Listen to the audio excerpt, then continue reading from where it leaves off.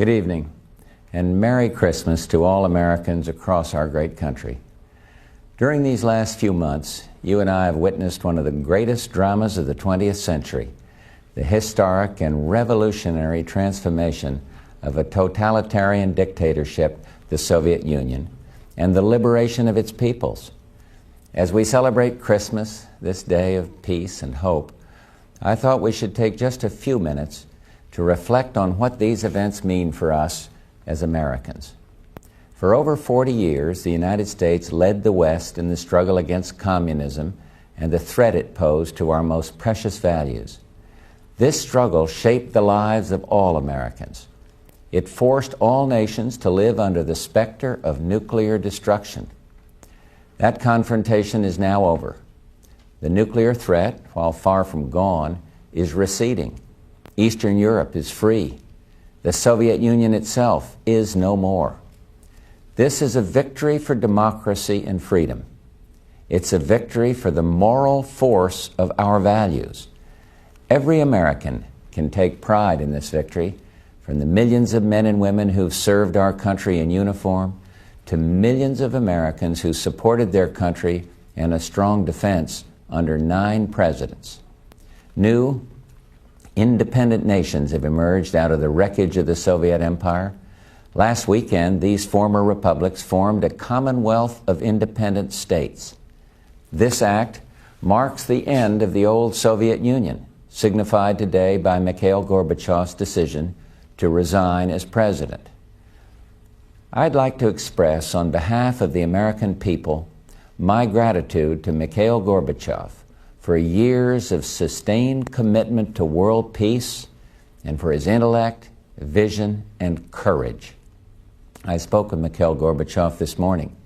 We reviewed the many accomplishments of the past few years and spoke of hope for the future.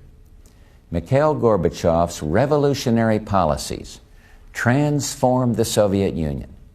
His policies permitted the peoples of Russia and the other republics to cast aside decades of oppression and establish the foundations of freedom.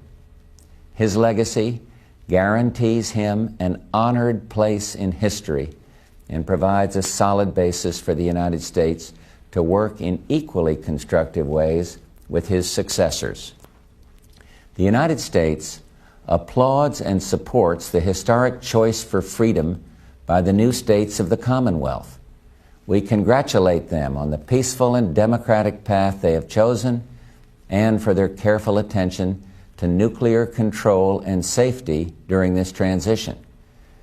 Despite a potential for instability and chaos, these events clearly serve our national interest. We stand tonight before a new world of hope and possibilities for our children, a world we could not have contemplated a few years ago. The challenge for us now is to engage these new states in sustaining the peace and building a more prosperous future. And so today, based on commitments and assurances given to us by some of these states concerning nuclear safety, democracy, and free markets, I am announcing some important steps designed to begin this process. First, the United States recognizes and welcomes the emergence of a free, independent, and democratic Russia led by its courageous president, Boris Yeltsin. Our embassy in Moscow will remain there as our embassy to Russia. We will support Russia's assumption of the USSR's seat as a permanent member of the United Nations Security Council. I look forward to working closely with President Yeltsin in support of his efforts to bring democratic and market reform to Russia. Second, the United States also recognizes the independence of Ukraine, Armenia, Kazakhstan, Belarus, and Kyrgyzstan, all states that have made specific commitments to us. We will move quickly to establish diplomatic relations with these states and build new ties to them. We will sponsor membership in the United Nations for those not already members. Third, the United States also recognizes today, as independent states, the remaining 6 former Soviet republics, Moldova, Turkmenistan, Azerbaijan, Tajikistan, Georgia, and Uzbekistan. We will establish diplomatic relations with them when we are satisfied that they have made commitments to responsible security policies and democratic principles, as have the other states we recognize today. These dramatic events come at a time when Americans are also facing challenges here at home. I know that for many of you, these are difficult times, and I want all Americans to know that I am committed to attacking our economic problems at home with the same determination we brought to winning the Cold War. I am confident we will meet this challenge, as we have so many times before. But we cannot if we retreat into isolationism. We will only succeed in this interconnected world by continuing to lead the fight for free people and free and fair trade. A free and prosperous global economy is essential for America's prosperity. That means jobs and economic growth right here at home.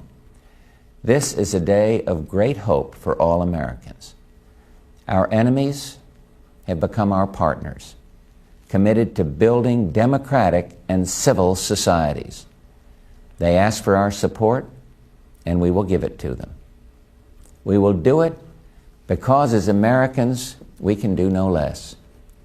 For our children, we must offer them the guarantee of a peaceful and prosperous future, a future grounded in a world built on strong democratic principles, free from the specter of global conflict.